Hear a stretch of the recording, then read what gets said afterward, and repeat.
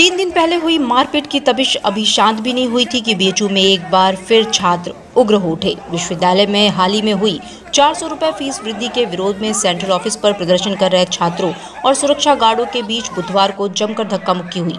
धरना दे रहे छात्र वीसी से फीस वृद्धि के मसले पर समाधान चाह रहे थे। ऐसे में जब वीसी अपने कार्यालय से निकले तो चैनल गेट खुलवाने के समय छात्रों और सुरक्षा कर्मियों में जमकर धक्का मुक्की हुई, जिसके बाद छात्र वीसी की कार के सामने लेट गए और नारेबाजी करने लगे। इस दौरान ड्यूटी पर तैनात सुरक्षा कर्मियों ने हंगामा कर रहे छात्रों को बलपूर्वक वहां से हटाया।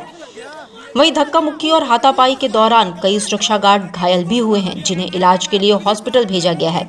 एक सुरक्षा गार्ड ने आरोप लगाया है कि किसी लड़के ने उनके ऊपर चाकू से हमला किया है। वहीं छात्रों का भी आरोप है कि सुरक्षा गार्डों ने धरनारत छात्रों को बूटों से पीटा है। क्योंकि धरना प्रदर्शन का पीछे कोई ऐसा खास वजह नहीं थी कि मतलब इतना ज़्यादा उग्र होने की ज़रूरत पड़े। बच्चों को समझाया जा रहा था कि उग्र होने की कोई ज़रूरत नहीं है। जो भी उनकी मांगें हैं उस मांगों को यहाँ पर ज्ञापन के रूप में दें और विश्वविद्यालय अपने तरीके से चलता है, अपने तरीके से काम करता है। एक प्रोसेस होता है, उस प्रोसेस के तहत काम होता है। लेकिन बच्चे चाहते हैं कि उन्होंने जो भी लिख के दे दिया उसको मान लिया जाए, भले ही वो लीगल हो या ना हो, भले ही वो करने योग्य हो या ना हो। इस तरह की कुछ धारणाएँ हमारे यूथ में आते जा रही हैं जो हमारे संस्कृति के हिसाब से और हमारे परंपराओं के हिसाब से गलत चल रहा है। और हमारे विश्वविद्यालय में जो भी किया जाता है छात्र हित के लिए किया जाता है। हमारे माननीय कुलपति जो भी कर रहे हैं, जो भी सोच रहे हैं, इतना कार्य कर रहे हैं, वो सब छात्र हित में कर रहे हैं, विश्वविद्यालय के हित में कर रहे हैं। हर एक विश्वविद्यालय का जो शिक्षक है वो छात्र हित में कार्य करता है। इन छात्रों के लिए हम लोग दिन रात यहाँ पर जुटे होते हैं। जब भी इनको कोई परेशानी होती है, इनके वेलफेयर के लिए हम लोग आगे आ जाते हैं। लेकिन कुछ लोग राजनीति से प्रेरित हो चुके हैं या कुछ लोग राजनीति में आना चाहते हैं, तो शायद एक परंपरा सी बन गई है कि जितना आप गलत करेंगे उतना आप ऊपर बढ़ेंगे, उतना ही आपका नाम होगा। शायद इसी परंपरा को आगे निर्वहन करने के लिए कुछ छात्र उकसाते हैं, सीधे साधे छात्रों को उकसाते हैं। और जो सीधे साधे छात्र हैं जो पढ़ने आते हैं उनको भटकाने की कोशिश की जाती है। ये बड़ा दुर्भाग्यपूर्ण है।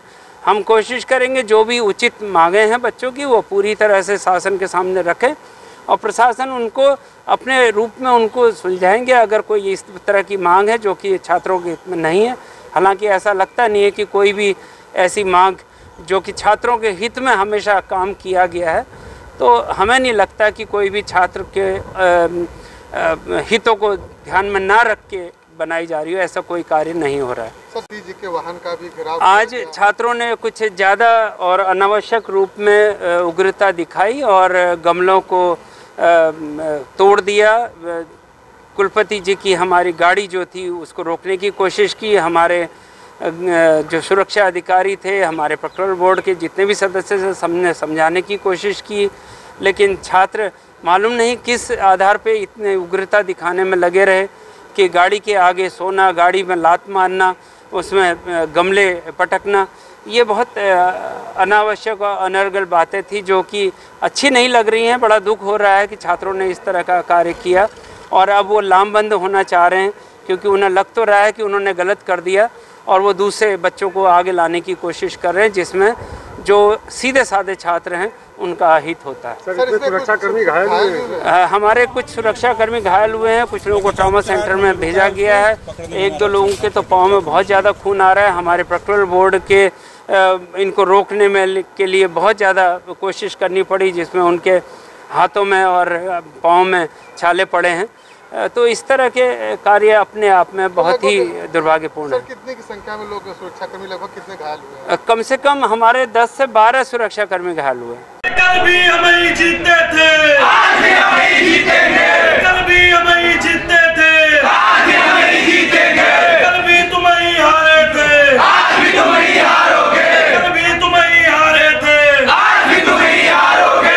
इस वृद्धि वापस लो, वापस लो, वापस लो। इस वृद्धि वापस लो, वापस लो, वापस लो। इस वृद्धि वापस लो, वापस लो, वापस लो। ये चुप शासन की तानाशाही नहीं चलेगी, नहीं चलेगी। चुप शासन की तानाशाही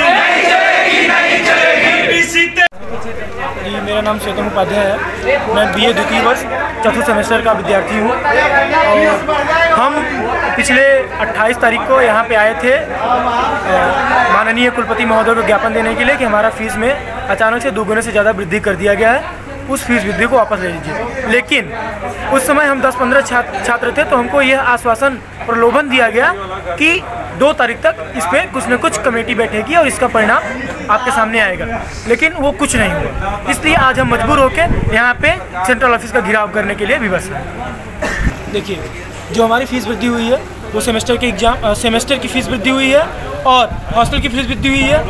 कारण क्या बताया गया कि सुविधाओं को, जबकि क्लासेस में धूल जमी हुई है, हॉस्टल की सुविधाएं और गिरी हुई हैं, लेकिन फीस में वृद्धि करके केवल हॉस्टल के और सेमेस्टर के सुविधाओं को गिनाया नहीं जा रहा है। जो गिनाया जा रहा है वो बिल्कुल गलत है और मजबूरन तौर पे, जबरन तौर पे फीस को बढ़ाया गया है। सर, हम लोग एकदम शांति से चुपचाप बैठे हुए थे, तब सब लोग बात करने के लिए बैठे थे। हम लोग 28 को अपना पहला नोटिस दे दिए थे, तो ये लोग बोले थे कि 2 तारीख को हम लोग अपना रिपोर्ट पेश कर देंगे, तो आप लोग को 2 तारीख को देना चाहिए। तो आप लोग 2 तारीख को नहीं दिए, तो हम लोग 2 को भी नहीं आए, 3 को भी नहीं आए, 4 को भी नहीं आए, 5 को भी नहीं आए। हम लोग 6 को आके हम लोग शांति से बैठे थे। तो आप लोग भी शांति से आते बता देते कि हम लोग 2-3 दिन बाद रिपोर्ट पेश करेंगे, कुछ भी बता देते। तो सीधे कुछ नहीं हुआ, सीधे लाठी से पूरे गार्ड अंकल लोग को, सारे लोग को लाठी लेके भेजा गया। बच्चों को जबरदस्ती सीट के निकाला जा रहा था। हम चुपचाप खड़े थे, हमको इसे गमला के ऊपर धक्का दे दिया गया और गमला टूट गया। तो कह रहे हैं कि बच्चे तो नहीं हमला। अरे इसको मार के छिल गया इसको। अचानक से हम लोग का फी हाइक कर दिया गया। अचानक से हम लोग का फी, अखिल मेरा नाम है, नाम से क्या करेंगे, नेता थोड़ी ना बनना है हमको। मेरा मतलब कि यहाँ छात्र हूँ BA सेकेंड ईयर में।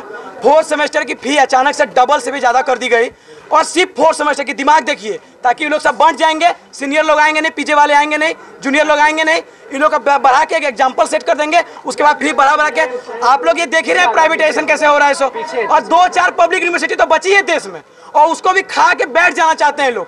और हम लोग का न्यूज क्या फैलाई गई है अभी कि बच्चों ने की तोड़-फोड़ गाड़ी के साथ और उनके बाद हम लोग यहाँ बस पढ़ने वाले, हम लोग असाइनमेंट बाकी, हम लोग एग्जाम आ रहा है 15 दिन में।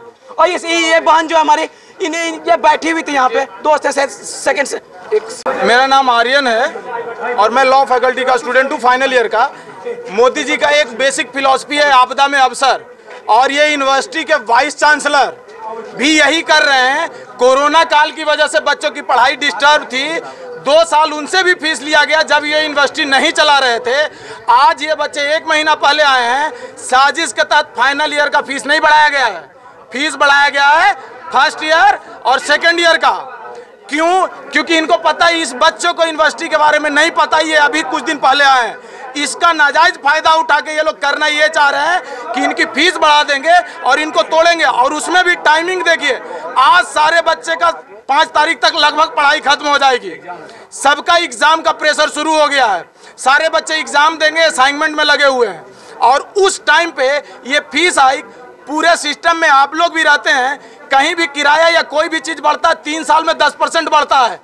कुछ सेंट्रल यूनिवर्सिटी बड़ी है जहाँ पे गरीब बच्चे शकल और कपड़े से देख सकते हैं कि ये कोई अमेठी वाले और सिम्बियोसिस वाले नहीं हैं, जो कि अमेठी और सिम्बियोसिस में जाके 2 लाख 2.5 लाख का फीस करते हैं। और हमारे प्रॉक्टर साहब अभी बोल के गए हैं कि फीस लगता ही कितना है, 300 तो लगता है, 400 तो लगता है, तो उनकी तो 3 लाख की सैलरी है, प्लस में प्रॉक्टर के लिए अलग से उनको मिल रहा है 100 लाख। तो उनको समझ में, और फूट डालने के लिए क्या कर रहे हैं कि 2-4 बच्चों को बोल रहे हैं कि मैं तुम्हारा फी भर दूंगा, 300 ज्यादा है ना।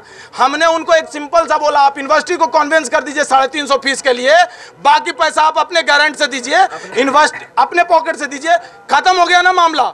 और जहां अगर बच्चे धरने पे बैठे हैं तो बच्चे का मामला रजिस्ट्रार से सॉल्व हो सकता है, VC से सॉल्व हो सकता है। ये बच्चे टेररिस्ट हैं, इनके पास गन है, इनके पास लाठी डंडा है। क्या ये पत्थर लेके आए थे? ये लाठी लेके तुरंत आ जाते हैं, अपनी लाठी से खुद ही गमला तुड़वाते हैं अपने सिपाही से, और फिर मीडिया में आप ही लोग को न्यूज दे देते हैं कि बच्चों ने उपद्रव मचाया लाठी डंडे से। बच्चों ने भारत समाचार, एक गोदी मीडिया जिसको कहते हैं, जो बिकी हुई मीडिया है, शायद प्रॉक्टर उसको पैसा देते होंगे, क्या करते होंगे आप नहीं, कुछ मीडिया है वैसी जो वैसी करती है, जिनका ये काम है वो बच्चों का 1 साइडेड फुटेज लेके। मीडिया का काम ये नहीं होता 1 साइडेड स्टेटमेंट लेके आप उस स्टेटमेंट को मीडिया में पब्लिश करेंगे। आप दोनों साइड का स्टेटमेंट लीजिए, दोनों को चलाइए, और आप अपना जो भी ओपिनियन है, परसेप्शन रखिए। कोई दिक्कत नहीं हमको, लेकिन अगर एक ओपिनियन को रखेंगे, यहाँ पे 100 बच्चे 200 बच्चे नहीं दिखे आपको, एक प्रॉक्टर का स्टेटमेंट पे आपने न्यूज चला दिया, ये हमारे आंदोलन को खत्म करने दबाने का एक प्रयास नहीं है तो और क्या है। और हम इससे में उम्मीद करते हैं कि मीडिया हमारी सहभागी होगी, मीडिया से वैसे ही समर्थन मिलेगा क्योंकि इसमें पढ़ने वाले बच्चे। डिजिटल इंडिया का digital new platform live VNS पिछले 7 वर्षों से बनारस की सेवा में। पाइए बनारस के कोने कोने की खबर निष्पक्षता के साथ। लाइव VNS से बनारस की ताज़ा तरीन खबरों के लिए प्ले स्टोर से डाउनलोड कीजिए लाइव VNS ऐप या फॉलो कीजिए लाइव VNS को सोशल मीडिया पर।